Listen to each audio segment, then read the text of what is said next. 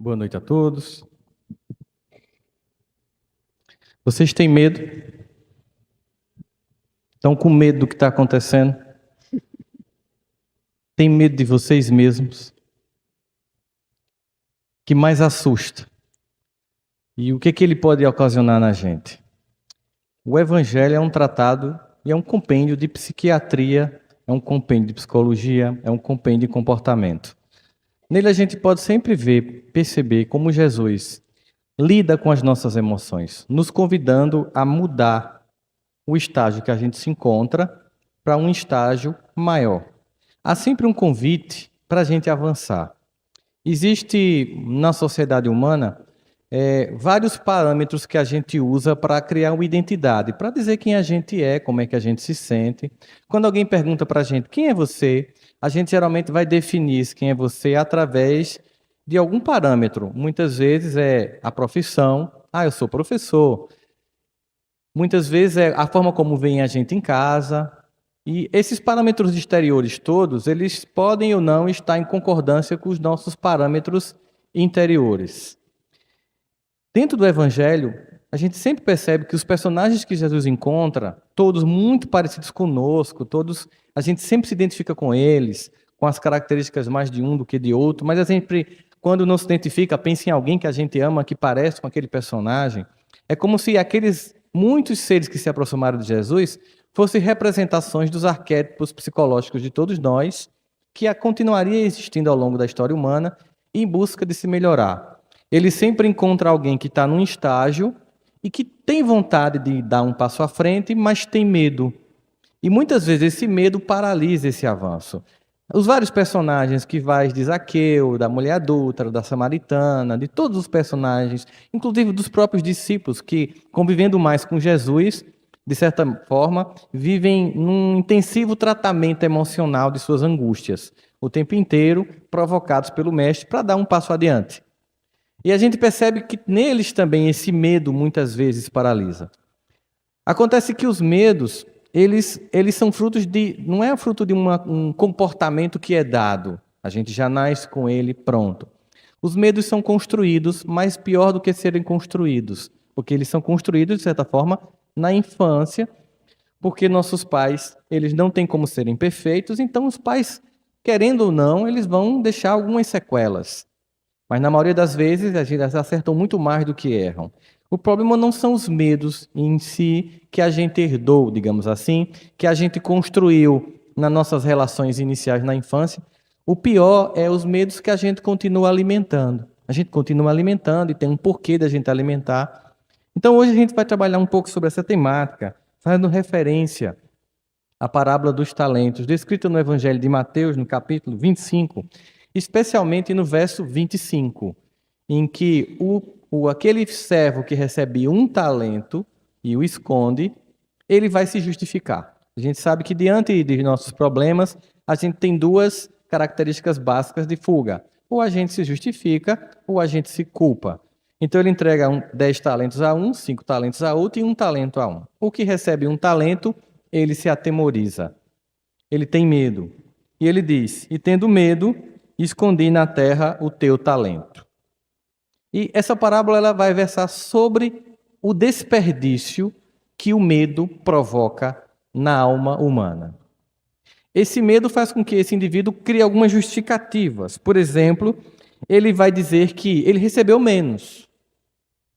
Então, eu tenho menos para dar. Não cobre de mim, por exemplo, o meu irmão é mais estudioso do que eu, então não me cobre que eu seja estudioso, porque ele é mais que eu. O meu colega, ele é mais capaz do que eu, ele é mais ativo do que eu, então não me cobre. E a gente percebe nessa parábola que, ao definir 10, 5 e 1 talentos, Jesus deixa muito claro para nós, referindo-se a esse Senhor como sendo Deus, que ele dá talentos de formas diferentes a todos nós e, por isso mesmo, espera resultados diferentes de todos nós. Ele jamais espera que alguém que recebeu 10 e que deve multiplicar em 100, que alguém que recebeu 1 torne aquilo em 100. Embora ele saiba que se a gente quiser, a gente pode transformar 1 em 1000. Porque é dado algo inicial. É sempre que todos nós temos algo. Mas acontece que nas comparações que nós fazemos com os outros, com os nossos projetos infantis de vir a ser, a gente se incomoda por não ter alcançado algum patamar, algum objetivo, e se sente incapaz, se sente inferior, se sente amedrontado, na comparação com os outros, e acha que não pode fazer muito. É um discurso comum quando, por exemplo, a gente procura trabalhador para a casa espírita. É muito comum escutar isso, é muito comum a gente dizer para a gente mesmo isso. Não, quem sou eu? Eu não posso. Eu lembro que uma vez Samuel, que já presidiu a AME aqui de Campina, ele uma vez conversou com Divaldo e disse assim: Divaldo, eu percebi que eu não tenho condição mais de dar palestra no centro. Ele, por quê? Porque eu tenho tanta coisa mal resolvida dentro de mim, eu tenho tanto defeito, tantas sombras, eu não tenho moral para falar. Aí Divaldo disse: ô Samuel, como se costuma limpar um cano sujo? Ele disse: botando água limpa. Ele disse: então assim é o trabalho com Jesus. Nós todos temos problemas. Mas se a gente impedir que o fluxo do trabalho haja por si, a gente vai estar sempre com a lama podre. Então deixa o cano passar água limpa, em algum momento vai ficando mais cristalino. Então essa informação do Divaldo foi interessante, e ela vai muito ao encontro da parábola dos talentos, porque não importa o que a gente tenha. Geralmente, quando a gente não quer servir, a gente usa muitas desculpas. Às vezes é essa: eu não tenho o talento de fulano, eu não tenho a capacidade, eu não tenho a beleza, eu não tenho o poder, eu não tenho o dinheiro. Então a gente usa um monte de justificativas na comparação com os outros para dizer que a gente ou não tem ou é muito pequenininho, que não pode fazer muita coisa com aquilo. E a parábola deixa muito claro que não é uma questão de quantidade que está em jogo. Não é o quanto você pode devolver daquilo que você recebe de Deus. É sua disposição de viver a lei do trabalho. É a sua disposição de não ser ocioso. Na verdade, o que acontece é que Jesus não aceita servos ociosos. Essa é que é a grande verdade. Ele não nos capacita para que a gente fique inerte. E essas competências é a primeira tarefa a se descobrir. Muita gente diz assim: eu queria tanto fazer uma regressão. Se eu soubesse o que eu fiz na outra vida, eu ia entender por que eu estou passando essas coisas, ficaria mais fácil para mim. Essa justificativa muita gente tem. É sempre bom lembrar o seguinte, que o esquecimento do passado é uma bênção fantástica.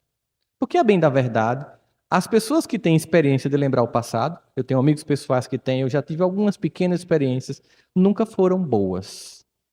Apesar de muita gente pegar aquelas revistinhas e pensar que foi Cleópatra, né, que foi algum rei, alguma princesa, alguma rainha, a maior parte de nós foi pessoas comuns e cometeu erros bem graves.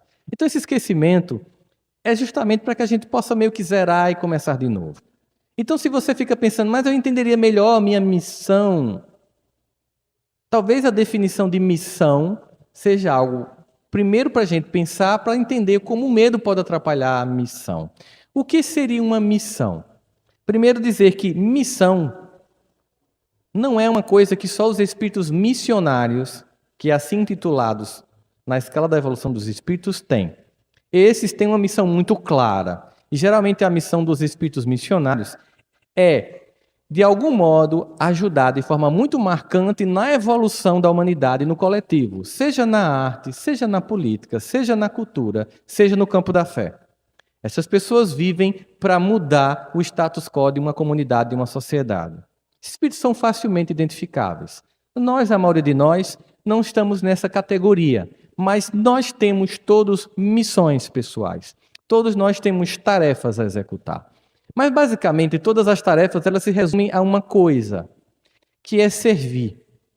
Servir significa sair do próprio ego infantil que chora as dores e, apesar de continuar com as dores, porque nós sofremos, servir. Apesar dos joelhos desconjuntados, como diz Emmanuel, servir. Apesar das mãos calejadas, servir. Então, nesse sentido, todos sabemos a missão. Missão básica é servir. Como? Primeiro, aonde? Servir é uma atividade de disposição pessoal que ela acontece em qualquer lugar. Nós sabemos, por exemplo, que um dos lugares em que a gente começa a exercitar essa tarefa de servir como um exercício mesmo para aprender e a partir daquele ambiente primário nós construirmos capacidade de servir fora desse ambiente primário é a família, que a gente vai chamar de grupo primário. No grupo primário nós treinamos para que a gente nos grupos secundários, igreja, trabalho, escola, comunidade, povo, país, nação, planeta, nós possamos, através dessa experiência primária do servir, da tolerância em casa, a gente servir lá fora. As nossas profissões são instrumentos de serviço, que não necessariamente são somente através delas que nós servimos. Muitas vezes você executa uma tarefa meio que mecânica, e o seu serviço é muito estabelecido como você se relaciona com as pessoas. Então, quando o servo vai dizer que ele teve medo, ele deixa bem claro que o que o impediu de servir foi um sentimento de incapacidade, que o colocou no plano da ociosidade. Eu não vou servir porque eu tenho medo.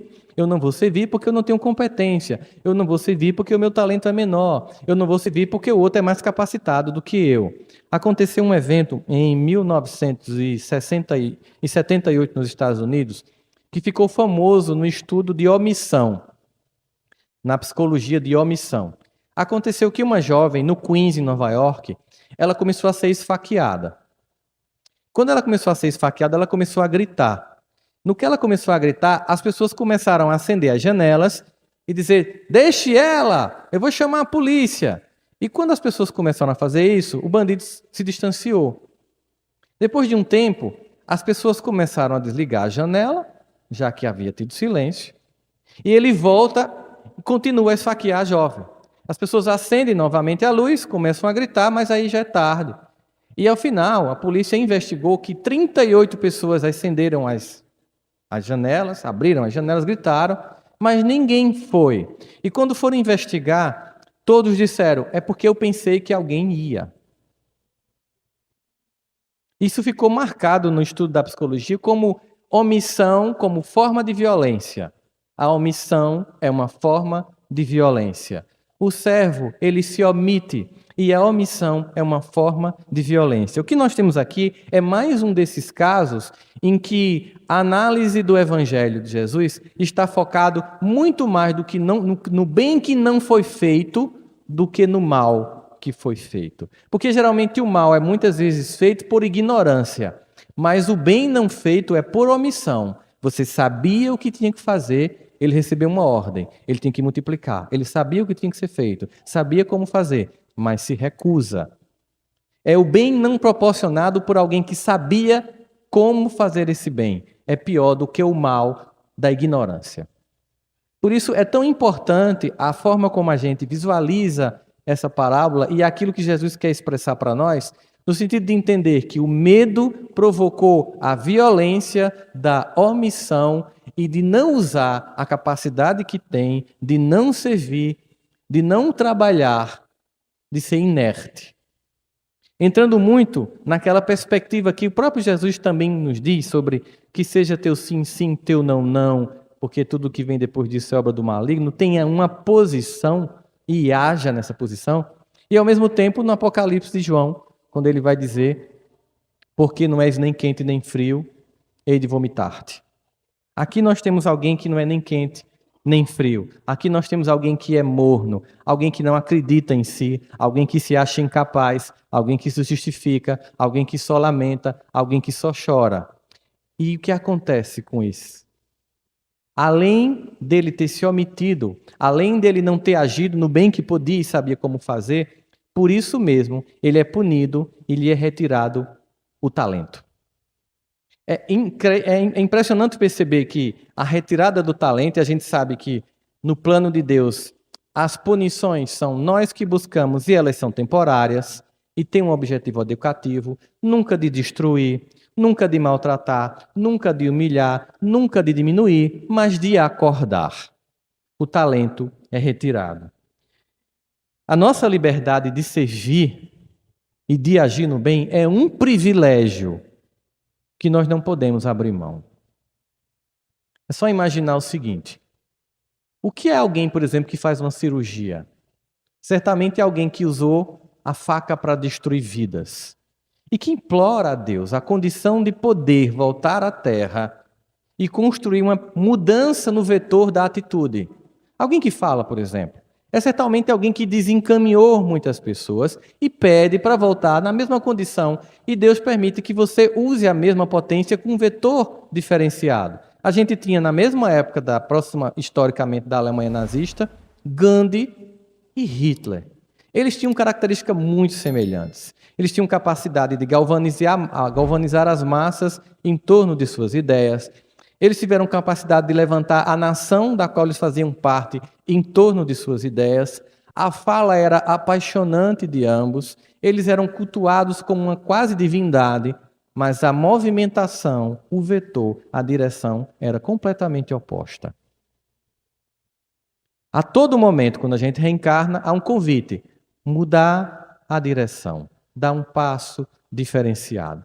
E nessa visão, não é uma visão infantil de maniqueísmo, você era ruim, agora vai ser bom. Não, você vai avançar, você vai dar um passo à frente, você vai evoluir. Eu lembro de um evento, de ter entrado numa reunião mediúnica, por equívoco, né? Eu ia para uma reunião diferente, eu entrei numa reunião mediúnica, fecharam a porta e eu já estava lá. E como vocês sabem, eu acredito nos espíritos e por isso mesmo não quero que eles provem que eles existem para mim. Eu estava na reunião mediúnica e aí aconteceu uma coisa incrível. O mentor espiritual da casa começou a conversar com um espírito que vinha perseguindo uma pessoa há muito tempo, provocando um estado de debilidade orgânica muito grave. A pessoa estava doente há muitos anos, sem que descobrisse nenhum diagnóstico preciso que pudesse começar, a partir de uma anamnese precisa, um evento de cura da pessoa. E durante a conversa, o chamado obsessor, que nada mais é do que alguém que foi machucado e que acredita que não a lei de Deus, mas ele mesmo tem que cobrar, estava perseguindo aquela pessoa, ouvindo o mentor espiritual da casa, evangelizando aquela alma. Ele solta uma ironia e diz assim: é muito engraçado você, se referindo ao mentor da casa. Você agora com esse discurso de bonzinho, esquecendo você que antes você nos liderava. Agora que você mudou de lado, vem com esse discurso santificado. Significava dizer que esse mentor espiritual antes estava num processo de inconsciência de suas próprias ações e vivia num ambiente com esse obsessor liderando essa participação lá dentro. E o mentor espiritual disse uma coisa impressionante, que me marcou profundamente enquanto conceito de não ver o mundo de uma forma simplista entre o bem e o mal. Ele disse assim: meu irmão, eu não mudei de lado, porque para Deus não existem dois lados. Existem filhos amados, acordados ou inconscientes. Existem filhos amados que pararam ou que caminham. Meu irmão, eu não mudei de lado, eu apenas continuei. E o que eu estou lhe convidando aqui hoje é para que você também continue. Que você saia do padrão de ressentimento, do padrão de ódio, do padrão de amargura, de não perdão e de cobrança para seguir rumo ao amor, ao reencontro. A partir dali, eu percebi que a visão que eles têm de nós é uma visão não de que a gente é bonzinho ou de que a gente é ruim. É a visão de que nós temos um compromisso contínuo de avançar, de continuar, de ir para um patamar diferente da conduta anterior. Mulher, cadê os teus acusadores? Não estão aqui, Senhor. Todos se foram. Eu também não te acuso. Continua, vais e não voltes a pecar. Muda o patamar, avança, continua, se desenvolve. Para isso, o medo não pode existir. Porque o medo nos dá uma sensação de vergonha. A vergonha nos dá uma sensação de impossibilidade, nos convencendo de que nós não somos capazes. E esse é o maior processo de autoobsessão que existe. É desenvolver uma sensação de que nós não podemos mudar o estado das coisas. A essa percepção, porque tem hora que de fato a gente não vê luz do fim do túnel na vida da gente, tem hora que a gente olha assim e diz assim: todos os recursos que eu dispunha eu usei, nenhum deles foi suficiente e agora eu não vejo solução. É impressionante. Usar todos os recursos que nós temos é muito saudável. Tentar procurar soluções por competências próprias é saudável, mas ao mesmo tempo é ingênuo. Porque o que acontece é que Deus, ele está 24 horas à disposição de nos auxiliar. Mas o auxílio de Deus implica que a gente Peça para que ele, do modo dele e não do nosso, nos ajude a resolver um problema que nós não vemos solução. O esgotar dos nossos recursos, nos jogando no campo do deserto, é para finalmente dizer, então tá, Deus, agora eu deixo que você faça. Mas esse fazer não da forma como a gente quer. É um fazer no tempo e do modo de Deus, que sempre, invariavelmente, é muito melhor, muito mais eficiente, muito mais venturoso do que o modo como a gente estava executando. É um pedido de mudança de comportamento, mas a nossa relação de entregar a Deus para nos ajudar é muito parecida com aquela clássica cena de Ghost, quando Whoopi Goldberg está com aquele cheque de $4 milhões, motivo de toda a tragédia do assassinato do namorado de Molly. Lembram? Molly. E ela entrega àquela freira numa avenida de Nova York o cheque. A freira pega e ela fica segurando, porque ela quer ficar com o cheque. É mais ou menos esse movimento que a gente faz com Deus. A gente finalmente cansa, a gente finalmente esgota-se, a gente finalmente desiste. A gente, Deus, por favor, agora me ajude. E se ele pudesse, assim, se ele quisesse dizer assim, faz tanto tempo que eu estou aqui para te ajudar, mas você não deixa. Mas tudo bem, chegou o momento de você pedir. A gente entrega e segura. Não, mas deixa eu tentar de novo do meu jeito. Mas se o seu jeito até agora não deu certo, será que não já é um tempo de perceber que desse jeito não dá certo? Que não tem muito a ver com o que aconteceu no passado, seus traumas. Tem muito mais a ver com o momento que você continua se comportando, com as justificativas que a gente se dá para não agir, com os medos que a gente redobra em nós. Muitos deles com o objetivo de não agir, porque quando a gente age, a gente avança.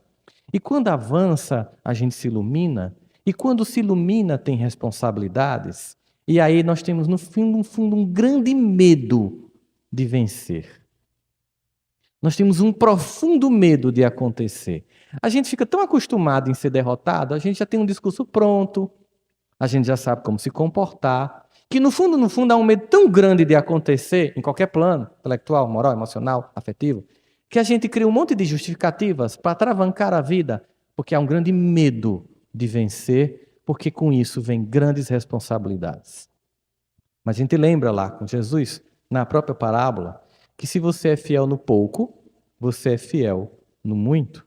Mas se nem no pouco você é fiel, os talentos são retirados. E tem hora que a vida trava. E a vida trava com um objetivo: da gente repensar a forma como a gente vinha conduzindo as escolhas que a gente fazia até aquele momento.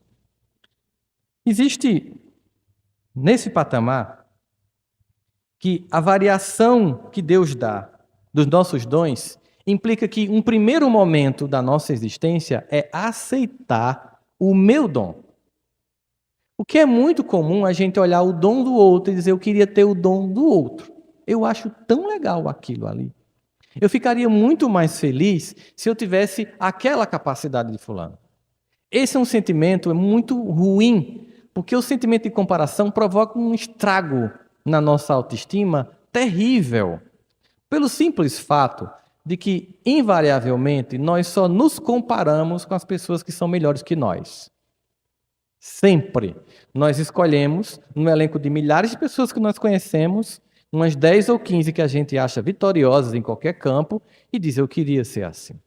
Existe um filme muito interessante chamado O Todo-Poderoso, com Jim Carrey. Não sei se vocês assistiram. Ele faz um personagem chamado Bruce Nolan, que é um comentarista de TV. Ele tem uma característica. A forma como ele comenta a notícia é humorada. E muitas vezes ele se sente mal porque ele queria ser o âncora do jornal. Nesse processo, ele tenta conseguir a vaga de âncora, o diretor do jornal não permite, do telejornal não permite, e ele passa a praguejar Deus. Nesse momento que ele se irrita profundamente com Deus, porque caprichosamente queria que Deus botasse nele o dom que ele queria e não o dom que ele tinha, Deus aparece materializado com o personagem de um ator muito conhecido, que agora esqueci o nome dele. O nome é Morgan Freeman, exatamente. Ele aparece e na discussão faz o seguinte, então tá, você quer ter um dom diferente do seu, eu vou dar mais que isso, eu vou dar meu dom para você. E meio que Deus tira férias e deixa ele no lugar de Deus, com todos os poderes, Tem aquela cena clássica em que ele faz a sopa abrir como mar vermelho, né?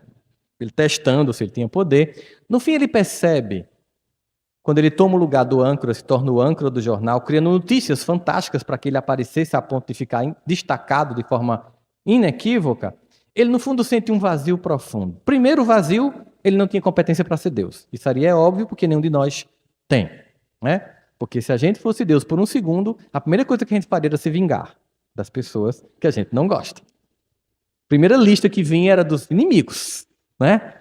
Então a gente não tem esse dom porque a gente não tem a capacidade de tê-lo. Tanto que a gente diz, quando está com muita raiva de alguém, Deus não dá asa a cobras. Porque já sabe que se cobra é um animal perigoso, imagina voando, né?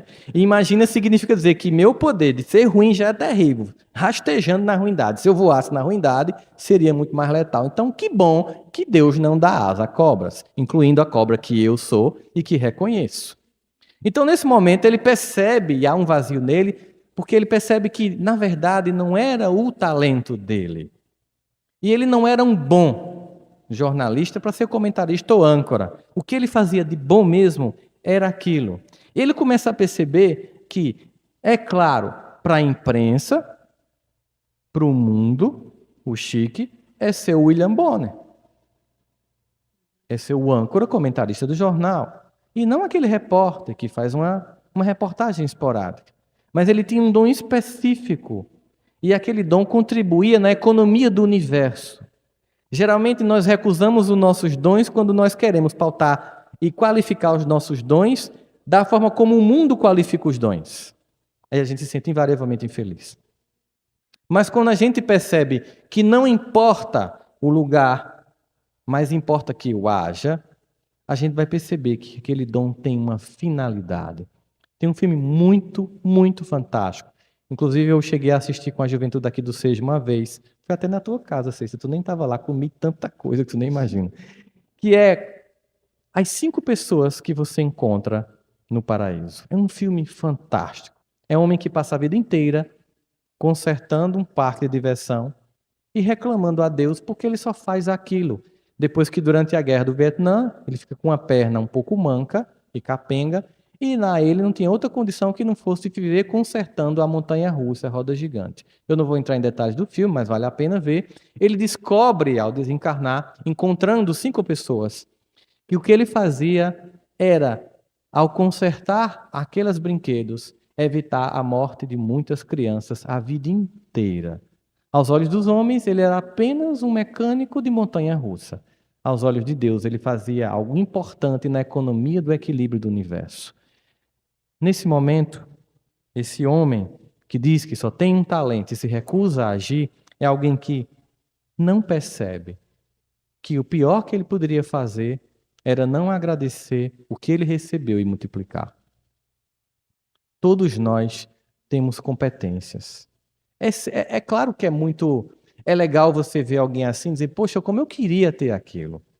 Mas é que a gente possa olhar aquilo não como algo que nos constrange e nos humilha e nos faz se sentir menor por não ter. Porque esse é um sentimento infantil, cujo nome é inveja. Esse sentimento é um sentimento que nos provoca o medo e a sensação de paralisia. Que alguém que tenha algo, que faça algo que a gente não consegue fazer ainda, não nos constranja, nos inspire. Assim, quando a gente é pequeno e que a gente está vendo o pai fazer a barba e vai lá e bota a espuma de barbear e imita o pai, ou a mãe se maquiando, aquela competência dos pais não nos constrange. Aquela competência dos pais nos inspira. Que a gente possa olhar para os irmãos que nós temos ao nosso redor e que estão um passo à frente em algum ponto da vida, não como alguém cuja ação nos constranja, mas como alguém cuja ação nos inspire. E que a gente saiba que em algum momento, para chegar naquele ponto, aquela irmã ou aquele irmão começou do começo. Como todos nós, a cada encarnação, por uma questão de humildade, a gente encarna. Por mais que tenha sido muito capaz na outra existência, a gente vai lá para a alfabetização com letrinha. A gente começa tudo de novo. É claro que o conhecimento acumulado vai fazer com que você vá se destacando mais rapidamente do que outras pessoas, mas independente disso, o que importa para Deus é que Não importa se você tem 100, 200 ou um talento. É que você use. É que você haja.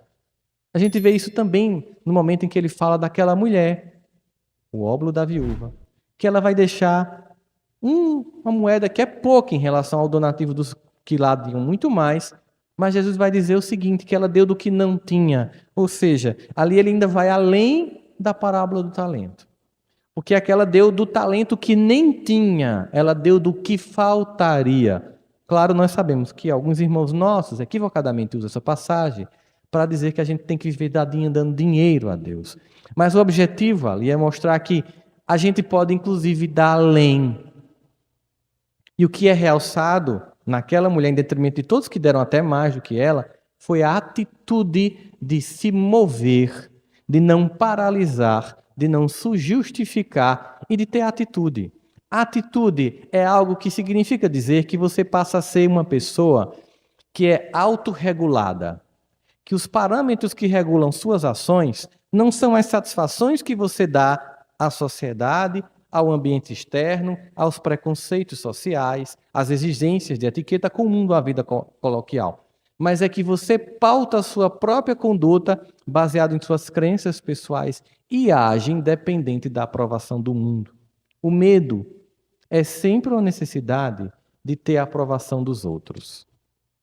É sempre a vontade de agradar as pessoas. E toda vez que a nossa ação tem como objetivo agradar os outros, geralmente a gente está desagradando a nós mesmos. Eu não vou nem falar de Deus. Geralmente é um sentimento que gera um vazio, porque a gente consegue ser o palhaço da noite, contar todas as piadas, ser o mais engraçado, o mais popular. Mas quando chega em casa, há uma sensação de vazio. Porque você estava representando um personagem e esse personagem só tinha uma finalidade: agradar as pessoas e não servir a você, e não servir a Deus. Portanto, o talento que a gente tem, qualquer que seja ele, tem que ser multiplicado, tendo como pauta e como aquele que analisa, não esse eu coletivo cheio de padrões deturpados, que Jesus muito bem dizia, é um mundo que jaz no maligno, em que a maior parte dos padrões que nos são oferecidos de conduta, de comportamento, de valores, de visão de mundo, são equivocados. Mas a pauta de uma conduta que é vista por um Deus que nada escapa para ele. Nada escapa naquela nossa batalha solitária e que ninguém vê.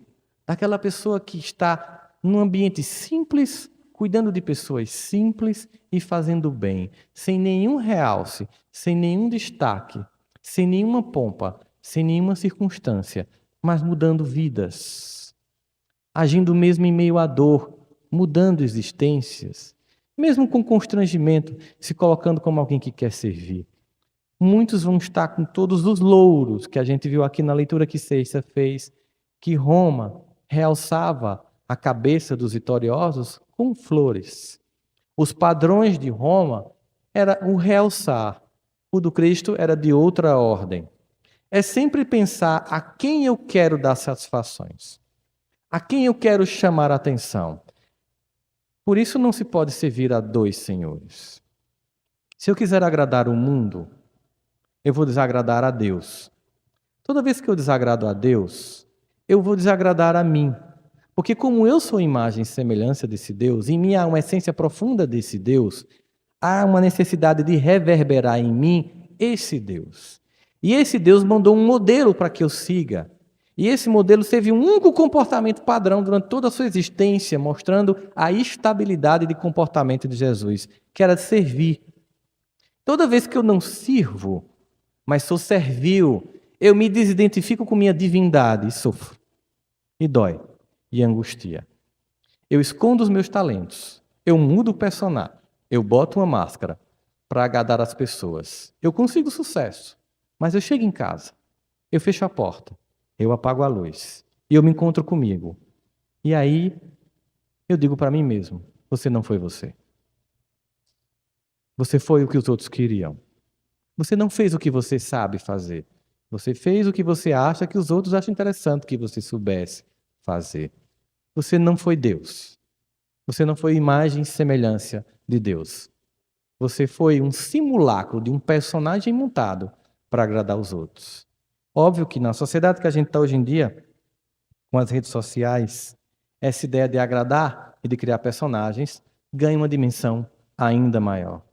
Existe um outro momento muito interessante sobre a punição provocada pelo medo, que é exatamente quando no deserto, aliás, quando no Egito, Moisés lhe promete àquele povo que vai libertá-lo.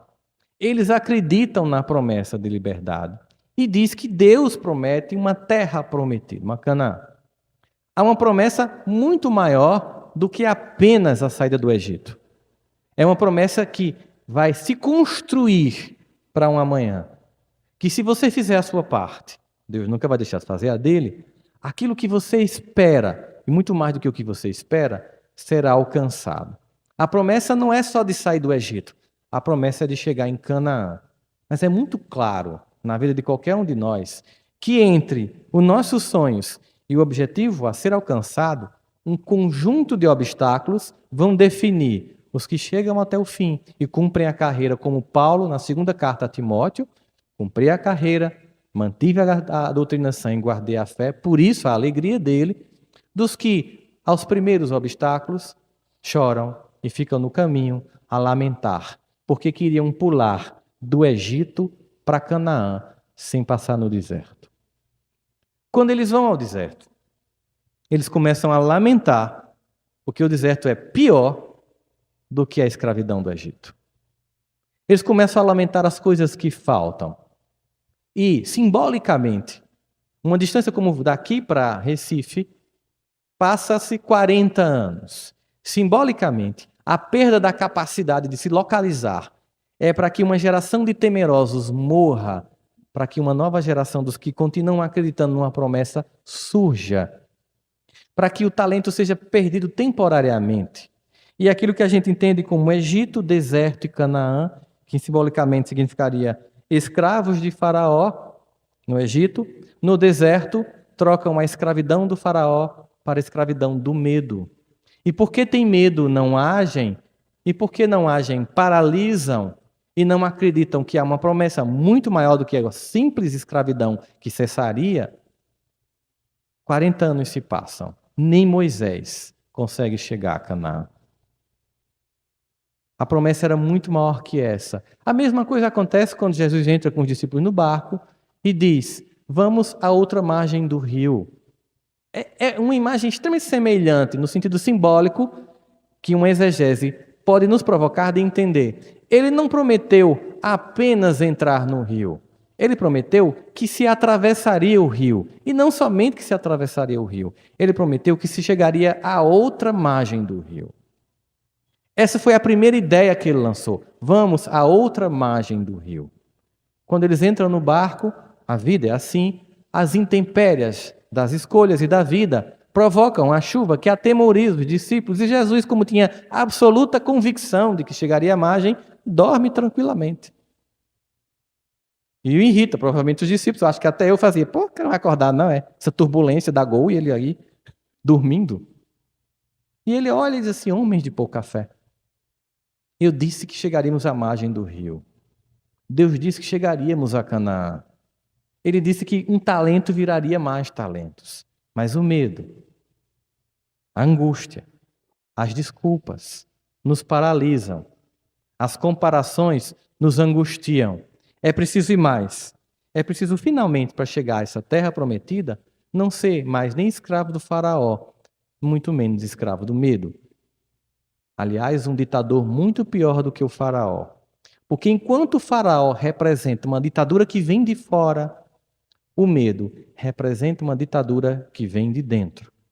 E vencer a si mesmo, no que chamamos de reforma íntima, tirando essas angústias que nos paralisam, é a condição sem a qual nós não chegaremos a nenhuma das Canaãs que nós tanto queremos e que desde o início Deus já nos prometeu.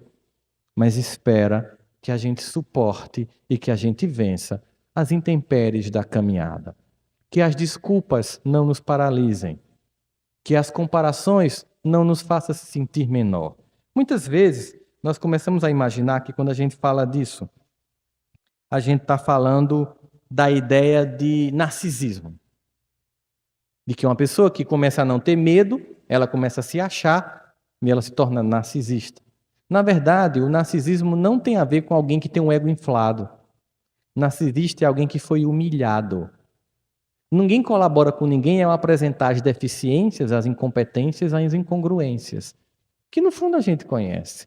Nós colaboramos quando, apesar disso, nós mostramos as capacidades, as competências, os pontos de luz, para que aquela pessoa que naquele momento está tão cega de si mesma, é tão incapaz de ver o próprio talento, tenha de alguém mais lúcido, naquele momento, a capacidade de dizer. Tem dia que a gente, que liga para alguém que a gente ama, se sentindo terrivelmente mal, se sentindo completamente incapaz, para ouvir daquela pessoa o que um dia a gente disse para ela. Tenha calma, você vai conseguir, isso passa. Você sabe que sim, não se paralise, não tema. E finalmente, uma frase assim que a gente escuta, mas não faz. Entrega a Deus.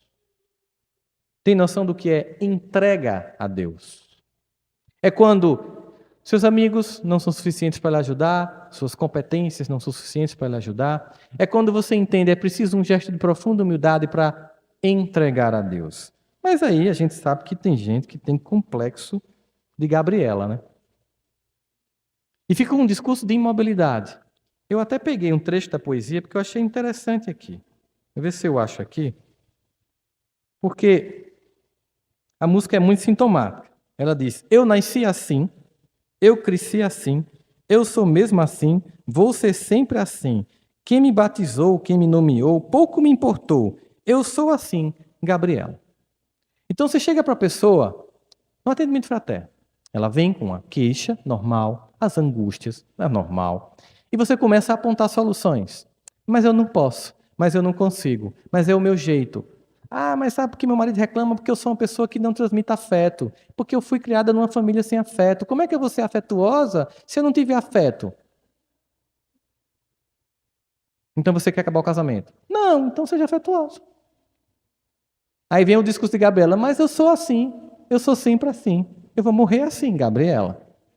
Isso vale para tudo. Você aponta a solução, a pessoa vem com o discurso, não consigo, porque eu sou assim, eu sou sempre assim, e vou morrer assim. Então você não é espírita. Você não acredita na lei do progresso? Você não acredita que a reencarnação tem um objetivo de fazer-nos progredir? Você não acredita que a gente volta aqui pelo imenso amor e misericórdia divina para que a gente dê um passo à frente? E você duvida do poder que Deus tem de transformar a sua existência, se você deixar. Talentos, todos nós temos. É por isso que Platão ele diz uma coisa fantástica. Podemos facilmente perdoar uma criança que tem medo do escuro, porque é compreensível. Para ela representa todos os nossos medos. Não ver os pais, não ver as coisas, não saber por onde andar, não saber como ir para o canto seguro da casa, representa o escuro para uma criança todos os nossos medos e nos sentimos perdidos. É compreensível isso numa criança. Ele diz que a real tragédia da vida é quando os homens têm medo da luz.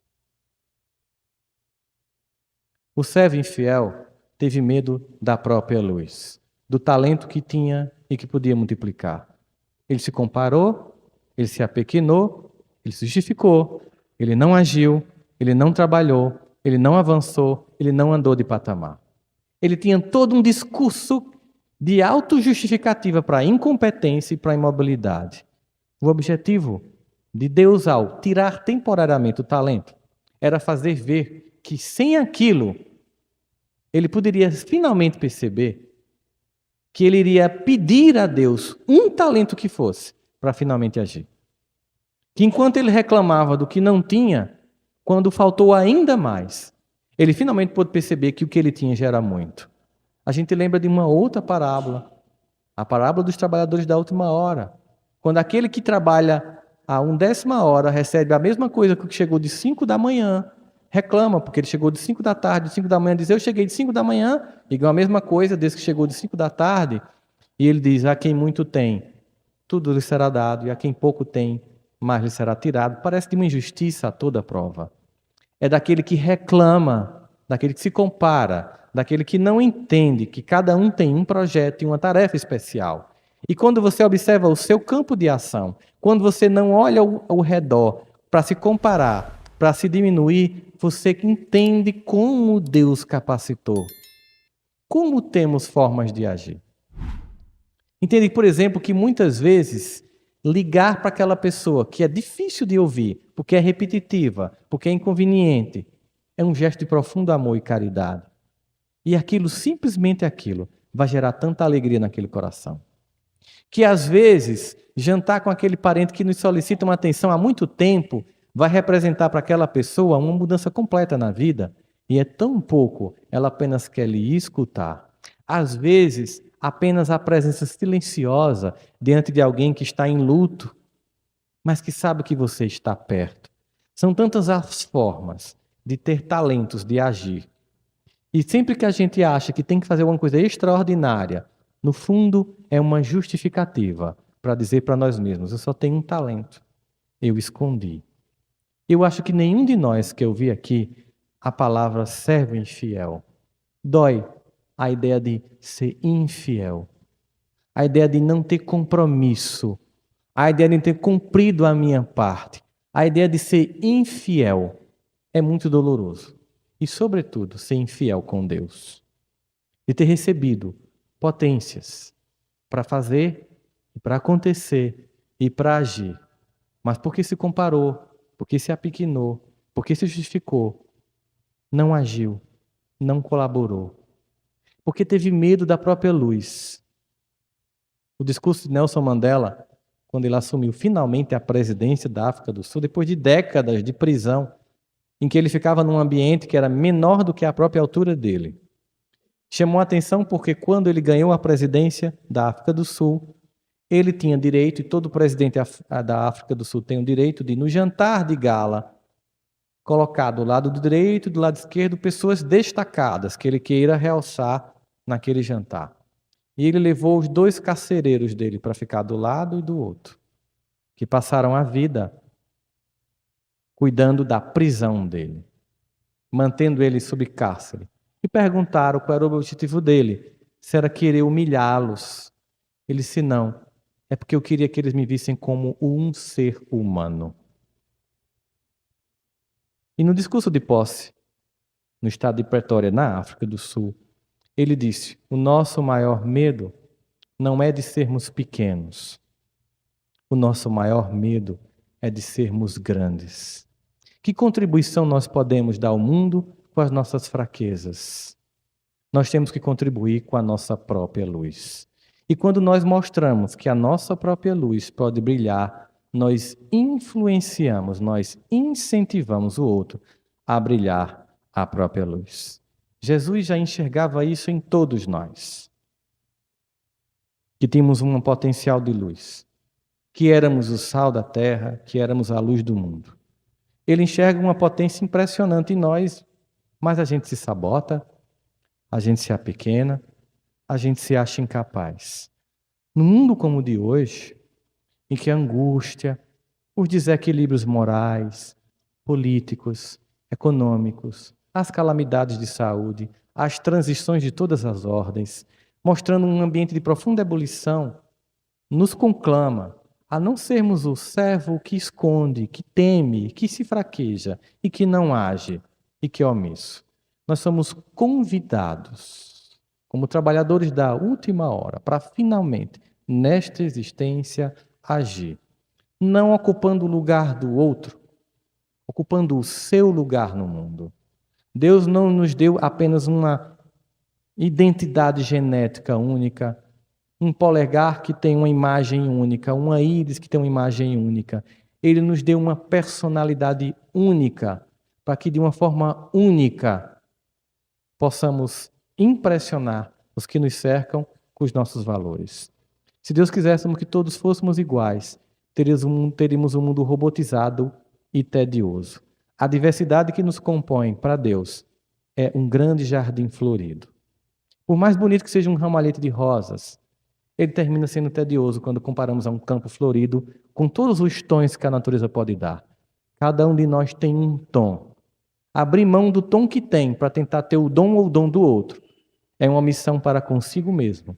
É não enxergar em si mesmo o potencial que Deus deu, esconder o talento e se omitir. E não é o que nenhum de nós quer. O que nós queremos é manifestar o nosso melhor. O que nós queremos é não ter medo. O que nós queremos é fazer expandir através de nós, numa relação especular, Deus como um sol, e nosso espelho embaçado, mais trabalhado, mais polido, mais limpo, dia a dia, possa cada vez mais refletir esse Deus em tons cada vez mais fortes, para ofuscar? Não, ninguém. Para iluminar a nós e aos demais. Muita paz.